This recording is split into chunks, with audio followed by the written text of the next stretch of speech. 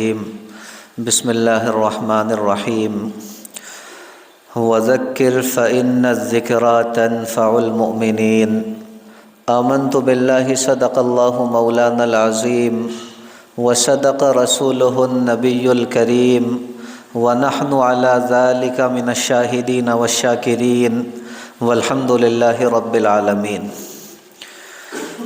میرے محترم بزرگوں، بھائیوں اور دوستوں، میں نے قرآن مقدس کی ایک آیت مبارکہ آپ کے سامنے پڑھی ہے۔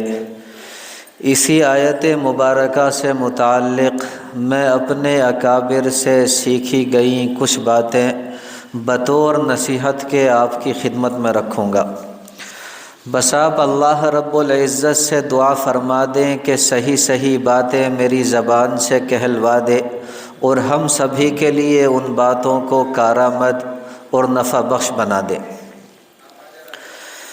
دیکھیں، علماء کرام نے لکھا ہے کہ وقتاً فوقتاً روزے رکھنا بھی انسان کے لیے روحانی ترقی کا سبب ہوا کرتا ہے، اس لیے ہر مومن کو چاہیے کہ کبھی کبھی روزے بھی رکھا کرے۔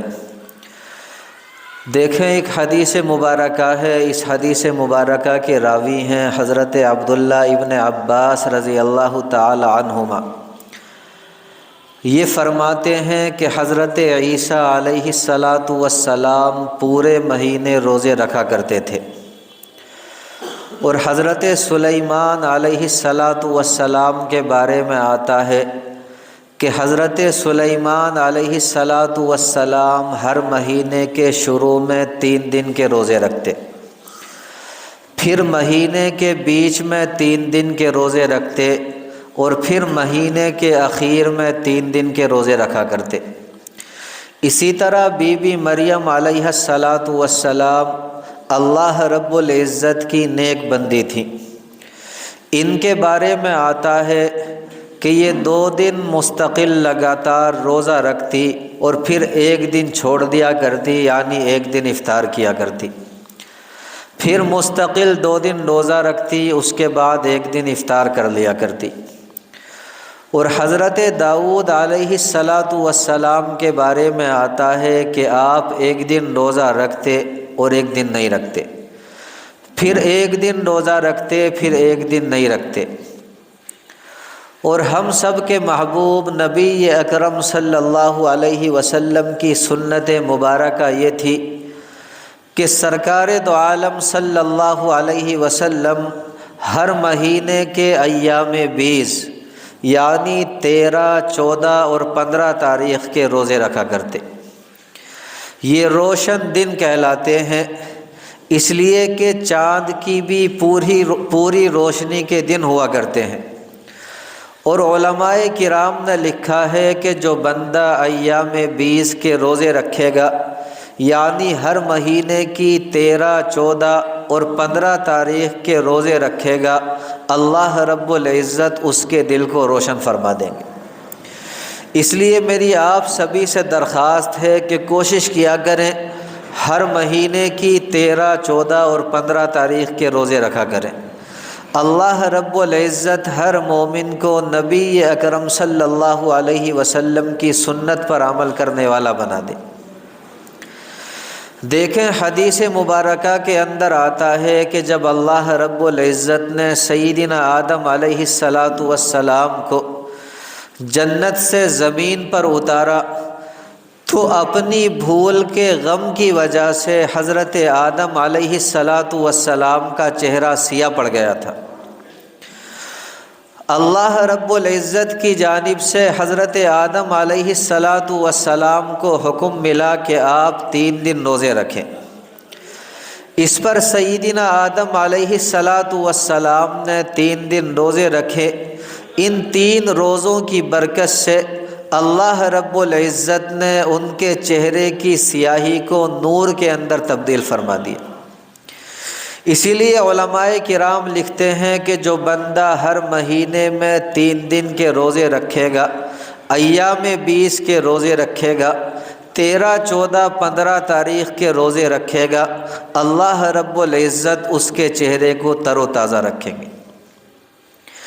اسی طرح دیکھیں ایک اور نصیحت یاد رکھیں، میرے عزیز بھائیوں، ہر وقت یہ کوشش کیا کریں کہ ہمارا ہر کام شریعت کے اور سنت کے مطابق ہو، چاہے وہ کام چھوٹا ہو یا بڑا، لیکن کوشش یہ ہو کہ ہمارا ہر کام شریعت اور سنت کے مطابق ہونا چاہیے۔ دیکھیں صحابہ کرام رضوان اللہ علیہ مجمعین اس بارے میں بڑے محتاط تھے۔ صحابہ کرام رضوان اللہ علیہ مجمعین اس سلسلے میں بڑی احتیاط برتا کرتے۔ ایک صحابی ہیں جن کا نام ہے حضرت ابو دجانہ رضی اللہ تعالی عنہ۔ ان کے حالات زندگی میں لکھا ہے کہ یہ صبح کو فجر کی نماز پڑھتے اور فجر کی نماز پڑھ کر جلد ہی اپنے گھر تشریف لے جاتے، یعنی صبح کو فجر کی نماز کے بعد سرکار دو عالم صلی اللہ علیہ وسلم کی خدمت میں اور آپ صلی اللہ علیہ وسلم کی مجلس میں نہیں بیٹھا کرتے۔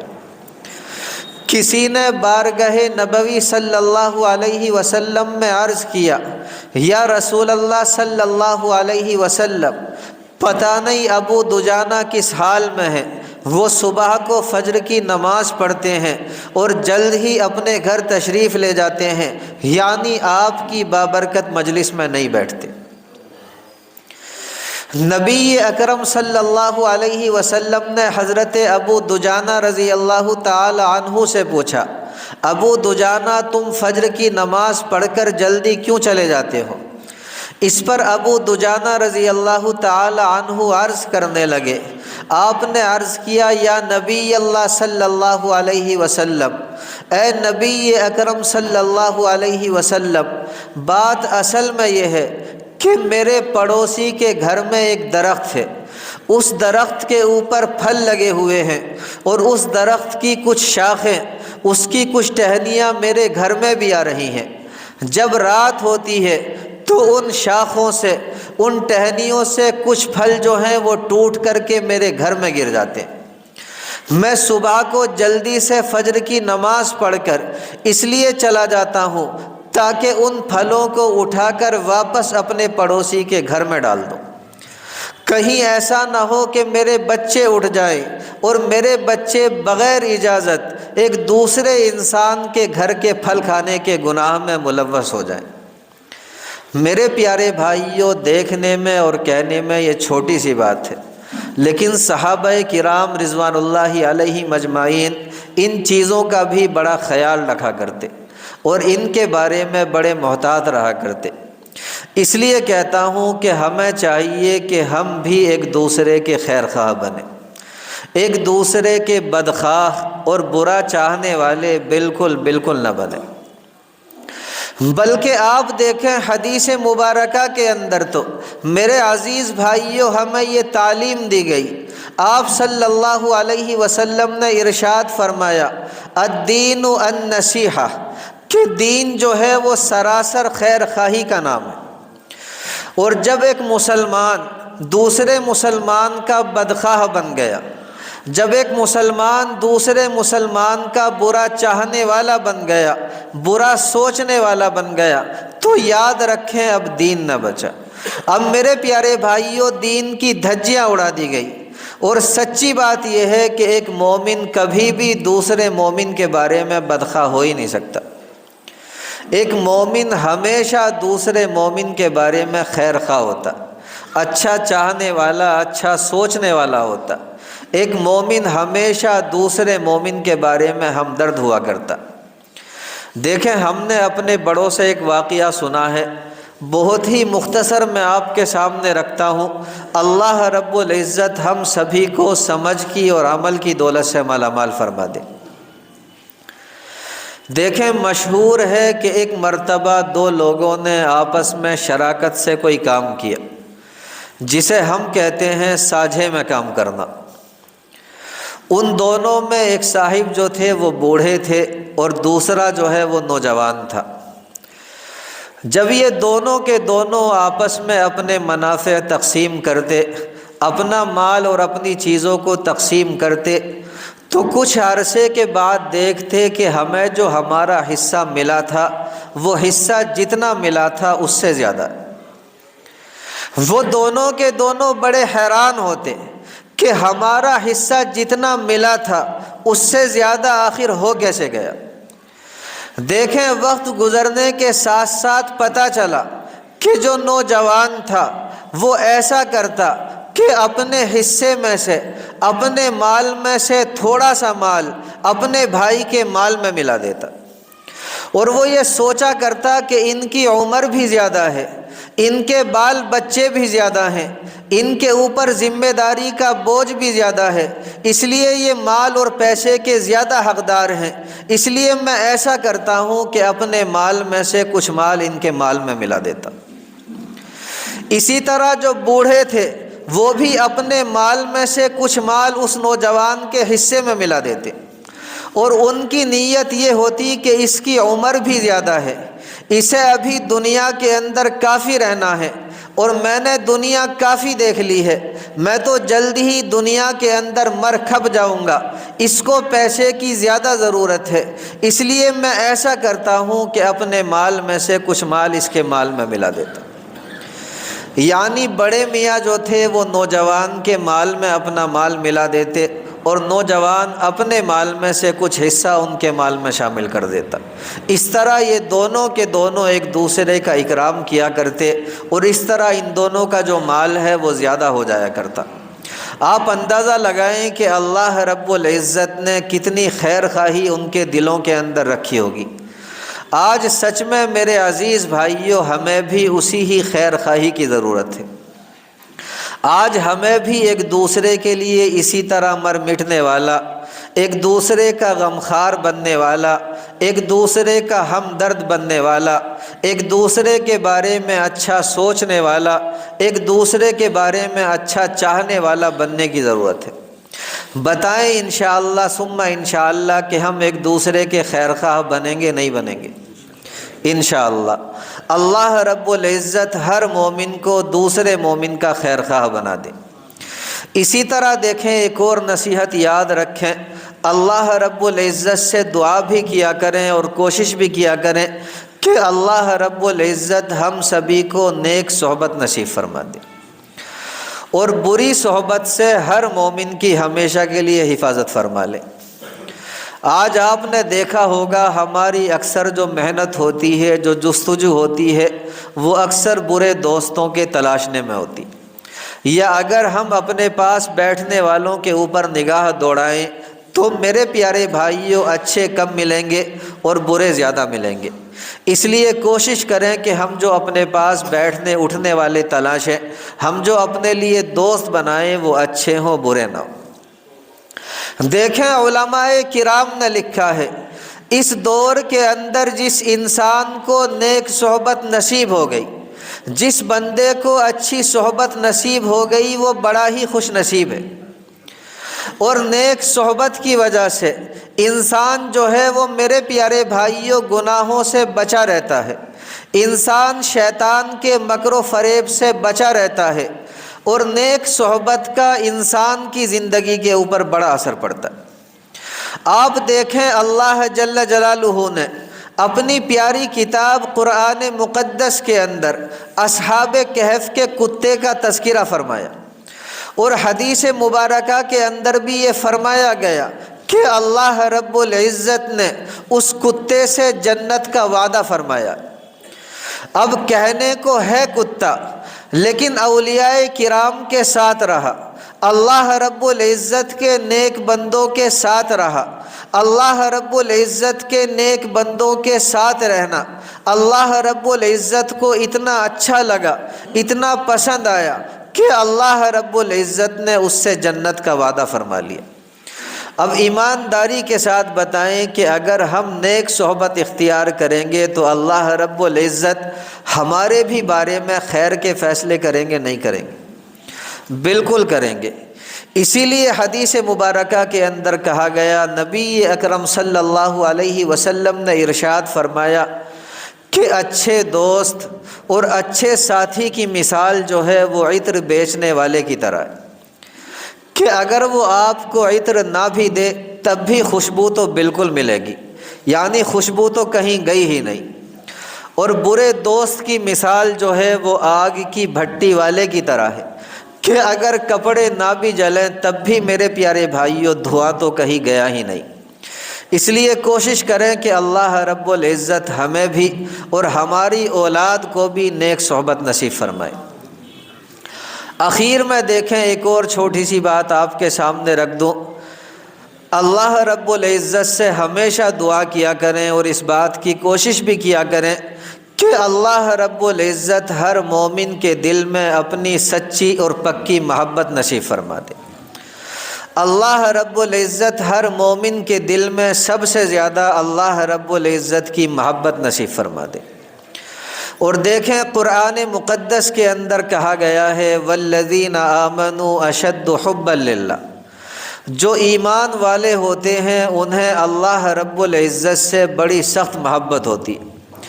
اس لیے کوشش کریں کہ ہمارے دل میں اللہ رب العزت سے زیادہ کسی اور کی محبت نہ ہو۔ پورے دن میں کسی بھی وقت زیادہ نہیں 2 منٹ 3 منٹ بیٹھ کر کے یہ سوچا کریں کہ کہیں ہمارے دل میں اللہ رب العزت کے غیر کی محبت تو نہیں آ رہی، کہیں ہمارا دل اللہ رب العزت کو چھوڑ کر کسی اور کی جانب تو مائل نہیں ہو رہا، اور اتنا مائل تو نہیں ہو رہا ہے کہ ہمیں اپنے پروردگار کی محبت سے محروم کر دے۔ اگر سچ میں ایسا ہے تو میرے پیارے بھائیوں اپنے دل کو قابو میں کریں، ورنہ یاد رکھیں اگر اس دل کے اندر اللہ رب العزت سے زیادہ کسی اور کی محبت ہوگی تو پھر اللہ رب العزت ایسے دل کو اپنی محبت سے محروم فرما دیں گے۔ اس کی ایک چھوٹی سی مثال میں آپ کے سامنے رکھتا ہوں اور اپنی بات کو مکمل کر دیتا ہوں۔ دیکھیں اللہ رب العزت کے خلیل ہیں حضرت ابراہیم علیہ السلام، ان کے بارے میں ہم سب جانتے ہیں۔ میرے پیارے بھائیوں ابراہیم علیہ السلام کی بڑی چاہت تھی، آپ کی بڑی خواہش تھی کہ میرے یہاں بیٹا پیدا ہو۔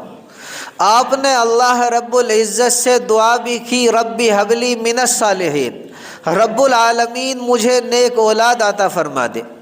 اللہ رب العزت نے دعا قبول فرمائی اور آپ کو ننھے اسماعیل علیہ السلام عطا فرما دی۔ کتابوں کے اندر لکھا ہے کہ ایک مرتبہ ابراہیم علیہ السلام نے اپنے پیارے بیٹے اسماعیل علیہ السلام کی طرف بڑی محبت بھری نگاہوں سے دیکھا۔ آسان لفظوں میں کہیں کہ بہت ہی زیادہ محبت بھری نگاہوں میں دیکھا۔ اب مقربین کا یوں کسی اور کی طرف محبت بھری نگاہ اٹھانا، یہ میرے پیارے بھائیوں اللہ رب العزت کو اچھا نہیں لگتا، کیونکہ محبت کا رشتہ بڑا نازک ہوتا ہے۔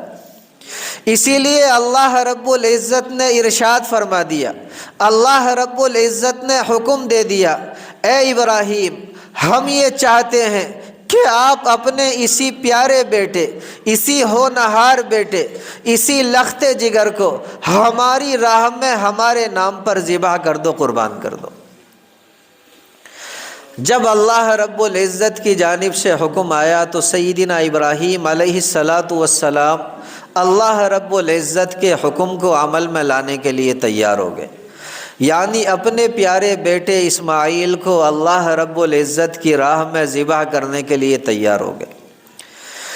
جب ابراہیم علیہ السلام پیارے بیٹے کو ذبح کرنے کے لیے تیار ہو گئے تو ثابت ہو گیا کہ بیٹے سے محبت تو ہے لیکن بیٹے کی محبت غالب نہیں ہے، بلکہ اللہ رب العزت کی محبت ہی غالب ہے۔ یعنی اپنے بیٹے سے محبت رکھتے ہیں لیکن اپنے پروردگار سے زیادہ نہیں رکھتے۔ بالآخر وہ وقت آیا کہ ابراہیم علیہ السلام چاہتے بھی ہیں کہ میں اپنے پیارے بیٹے کو ذبح کر دوں، لیکن اللہ رب العزت کی جانب سے حکم آ جاتا ہے کہ اے ابراہیم آپ اپنے امتحان کے اندر کامیاب ہو گئے۔ یعنی ہمیں اسماعیل کا گلا کٹانا مقصود نہیں تھا، صرف یہ دیکھنا مقصود تھا کہ آپ محبت ہم سے زیادہ کرتے ہیں یا پھر اپنے پیارے بیٹے سے زیادہ کرتے۔ اور آپ نے یہ ثابت کر دیا کہ آپ کو محبت جو ہے وہ ہم ہی سے زیادہ۔ اس لیے کہتا ہوں کہ میرے پیارے بھائیوں، اس کائنات کے اندر اولاد بھی ہیں، بھائی بھی ہیں، بہنیں بھی ہیں، ماں بھی ہیں، باپ بھی ہیں، ان سب کے بارے میں شریعت نے کہا ہے کہ سب سے محبت رکھیں، اور سب کے جو حقوق ہیں وہ حقوق بھی کما حقہ قرآن و سنت کی روشنی میں ادا کریں۔ لیکن یاد رکھیں، کسی کی محبت کو بھی اپنے دل میں اللہ رب العزت اور نبی اکرم صلی اللہ علیہ وسلم سے زیادہ جگہ نہ دیں۔